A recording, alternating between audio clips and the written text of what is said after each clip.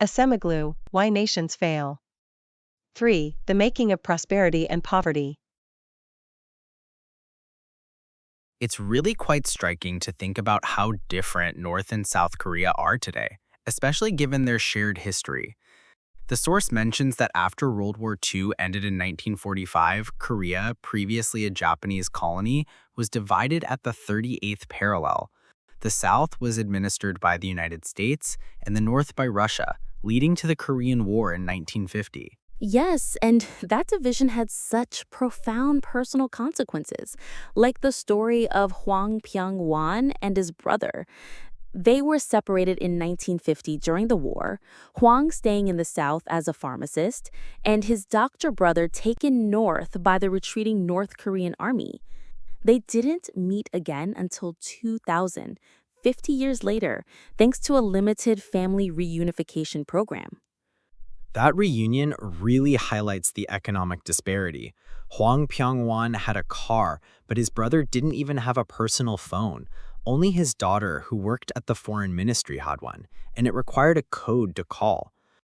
Hwang even offered his brother money, but his brother refused, fearing the government would seize it. He also noticed his brother's coat was threadbare, but it was just borrowed from the government. And Hwang Pyong-wan described his brother as looking awful and thin, constantly nervous, as if someone were listening, despite his brother claiming to live well. The source really hammers home the current economic gap. South Korea has living standards similar to Portugal and Spain, while North Korea's are like a sub-Saharan African country, about 1/10 of the South's. North Koreans also live 10 years less on average. The satellite image data on light intensity at night is the most dramatic illustration. North Korea is almost completely dark, while South Korea is blazing with light, showing a severe lack of electricity in the north. What's crucial, as the source points out, is that these differences aren't ancient. They didn't exist before 1945. Exactly. It's attributed to the very different ways the North and South organized their economies after the war. In the South, figures like Syngman Rhee, supported by the U.S., shaped early economic and political institutions. And later, General Park Chung-hee, despite being authoritarian, governed a market economy where private property was recognized. He even channeled state support to successful firms to promote rapid economic growth after 1961. But north of the 38th parallel, Kim Il-sung established a dictatorship by 1947 with Soviet help, introducing a rigid, centrally planned economy known as the Juche system. Under this system, private property and markets were outlawed, and freedoms were curtailed in almost all aspects of life for ordinary North Koreans, except for the tiny ruling elite. And the outcome was predictably disastrous. Kim Il-sung's command economy led to a collapse in agricultural productivity and recurring famines. With no private property, people lacked incentives to invest or exert effort, and the repressive regime stifled innovation. The elite refused to reform, so North Korea continues to stagnate. Meanwhile, South Korea's institutions encouraged investment, trade, education, and technology transfer, making it one of East Asia's miracle economies. So, in just half a century, South Korean growth and North Korean stagnation created a tenfold economic gap. The source concludes that this striking divergence cannot be explained by culture, geography, or ignorance, but rather by institutions. That brings us to the core concept, institutions. The source defines them as the rules that influence how an economy works and the incentives that motivate people. It's essentially the framework of a society. The contrast is stark if you imagine teenagers growing up in each Korea. In the North, they face poverty, lack entrepreneurial opportunities, and receive an education often focused on propaganda rather than practical skills. After school, they face 10 years in the army, knowing they can't own property or start a legal business. Even illegal private activities are a struggle for basic living, and they lack legal market access and human rights. What a bleak outlook. In the South, teenagers get a good education and face incentives that encourage effort and excellence. They know that in their market economy, built on private property, success can lead to a better standard of living, cars, houses, and healthcare. The role of the state is also fundamentally different. In South Korea, the state supports economic activity. Entrepreneurs can borrow, foreign companies can partner with local firms, and individuals can take mortgages. You're largely free to open a business, hire workers, and spend your money as you wish. In North Korea, only black markets exist.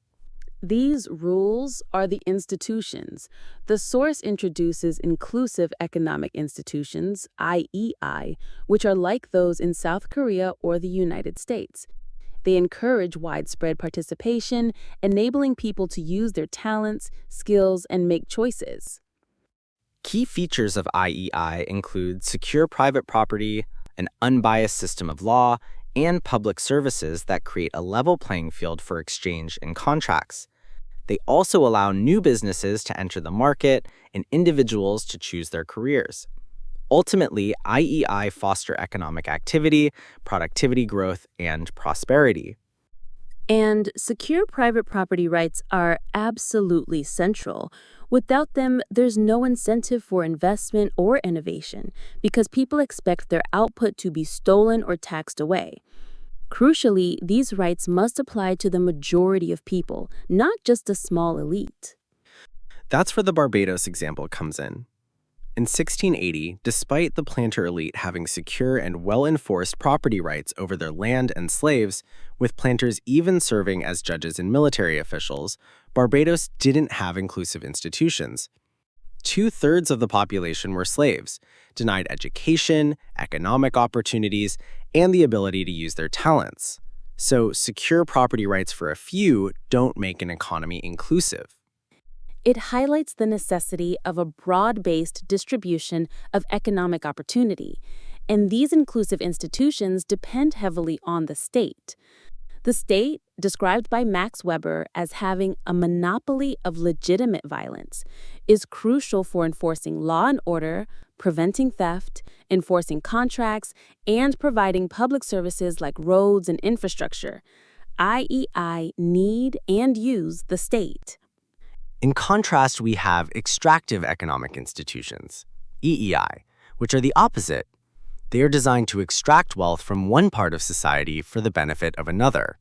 North Korea, for instance, has no private property, and its legal system is merely an arm of the ruling party. Education serves propaganda, and the state can't prevent famine.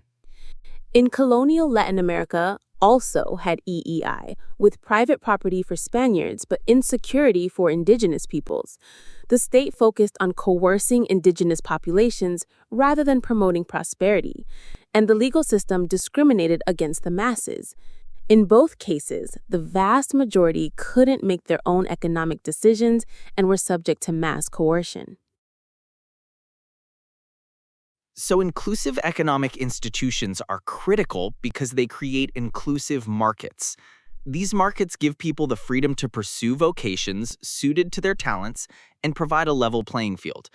This means good ideas can lead to new businesses, workers move to more productive activities, and inefficient firms are replaced. That's a stark contrast to places like colonial Peru or Bolivia under the Mita system, where people were forced to work in mines regardless of their skills or desires. And it's important to remember that inclusive markets aren't just free markets. Barbados had markets in the 17th century, including slave markets, but these were far from inclusive as they coerced the majority of the population. Absolutely.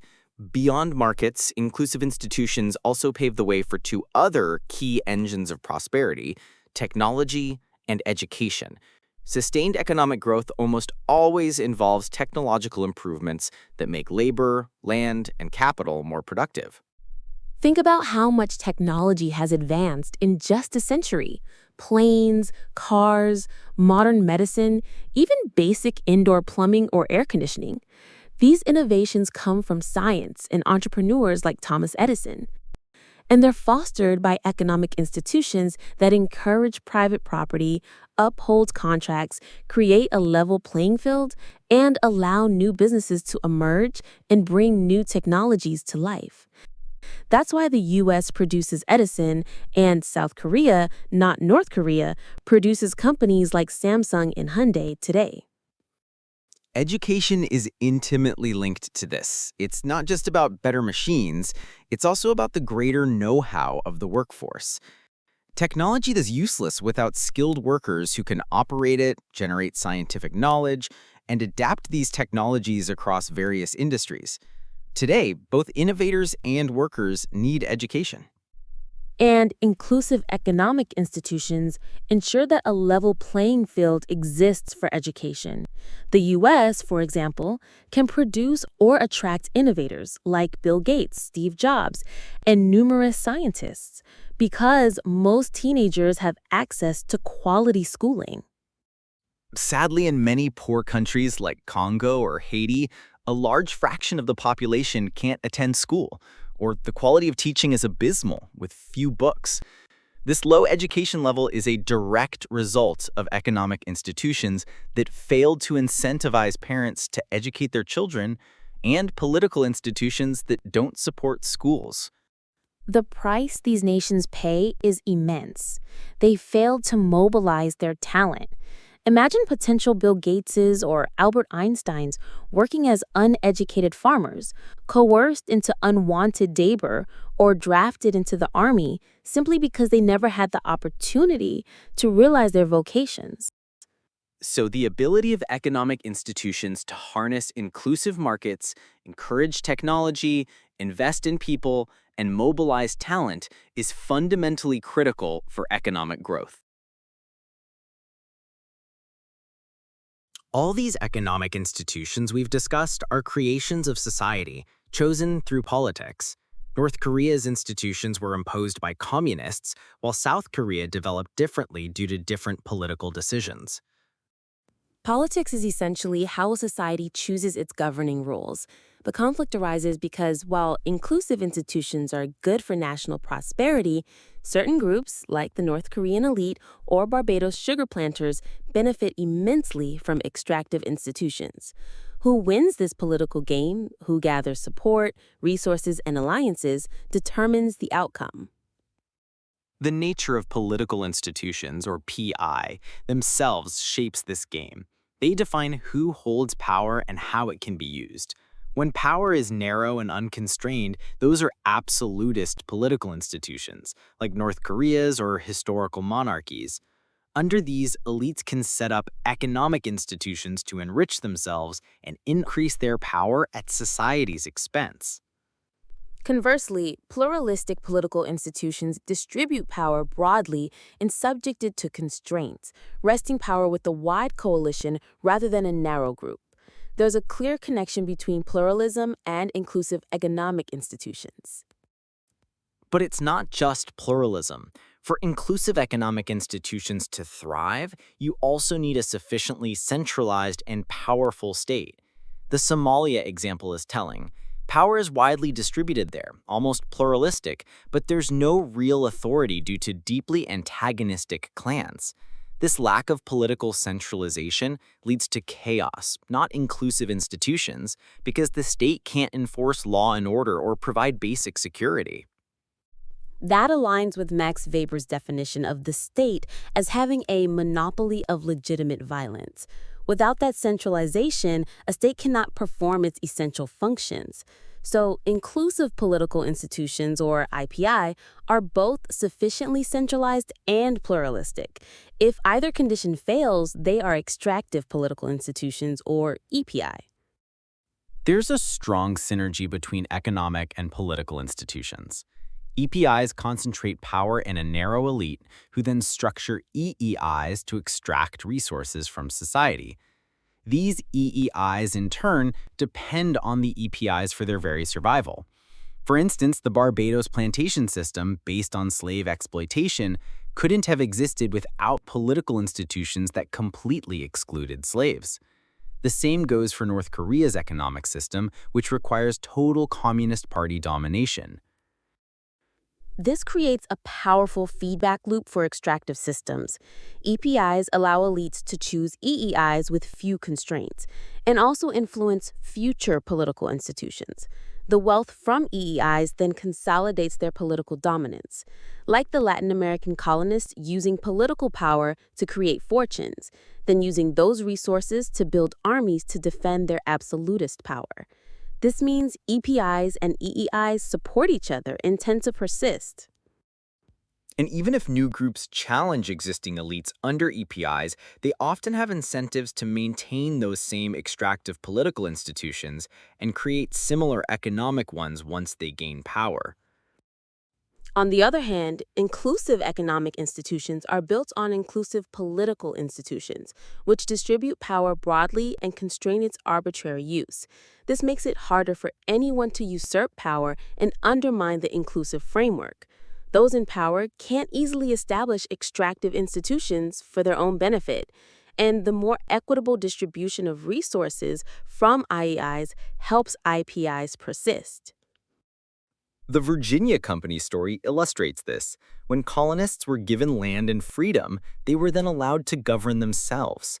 Economic rights wouldn't have been trusted or stable without accompanying political rights. The source also notes that combinations of extractive and inclusive institutions are generally unstable. Inclusive economic institutions won't thrive under extractive political ones. Either they become extractive to benefit the elite, or their dynamism destabilizes the EPIs, opening the way for IPIs. Given all this, it seems obvious that society should choose inclusive institutions for prosperity. Why would any leader, even a dictator, not want their country to be as wealthy as possible? That's the crucial question this book tries to answer. The case of Joseph Mobutu in the Congo from 1965 to 1997 is a depressing example. He presided over almost unbroken economic decline and widespread poverty. Yet he and his elite, known as les grosses légumes, became fabulously wealthy with palaces, private airports, and European castles. But wouldn't Mobutu have been even richer if Congo had been prosperous? He could have owned a Concorde jet instead of renting one, bought more castles, and had a more powerful army. Unfortunately, the answer is often no. Economic institutions that create progress can also redistribute income and power in ways that leave a predatory dictator or powerful elite worse off. The core issue is that there will always be disputes over economic institutions because they have different consequences for national prosperity, its distribution, and who holds power. Economic growth inevitably creates both winners and losers. This creative destruction, a term Joseph Schumpeter coined, is key. New sectors replace old ones, new firms challenge established ones, and new technologies make existing skills and machines obsolete. This process, though essential for growth, creates losers in both the economic and political arenas. The fear of this creative destruction often drives opposition to inclusive institutions. The European Industrial Revolution is a prime example. The aristocratic elites, whose income came from land and trading privileges, saw their wealth diminish as resources shifted away from land to industry. They were economic losers. Urbanization and the rise of a middle and working class also challenged their political monopoly, making them political losers as well. So they often formed formidable opposition. And it wasn't just the aristocracy. Artisans, whose manual skills were being replaced by mechanization, also opposed industrialization. The Luddites, who rioted and destroyed machines, are a famous example. Inventors like John Kay and James Hargreaves faced attacks and had their homes burned. However, the artisans, or Luddites, lacked the political power of the landed aristocracy. England industrialized despite their opposition, because the aristocratic opposition was muted enough. But in empires like Austro-Hungary and Russia, where absolutist monarchs and aristocrats had much more to lose, industrialization was actively blocked, leading to economic stagnation. So, powerful groups often stand against economic progress because growth is a transformative and destabilizing process. It only moves forward if the economic and political losers, those who anticipate losing privileges or power, cannot block it. This conflict over resources, income, and power translates into conflict over the very rules of the game, the economic institutions. Not everyone's wishes can be met, and the winners of this conflict determine a nation's economic trajectory. If anti-growth groups win, growth is blocked and the economy stagnates. This logic also applies to political institutions. Why would elites in an absolutist regime choose to become more pluralistic? They wouldn't, because it would dilute their power and make it harder to structure economic institutions for their own benefit. People suffering under EEIs can't expect rulers to voluntarily give up power. Change only happens if the elite is forced to create pluralistic institutions. The lack of centralization is another related issue.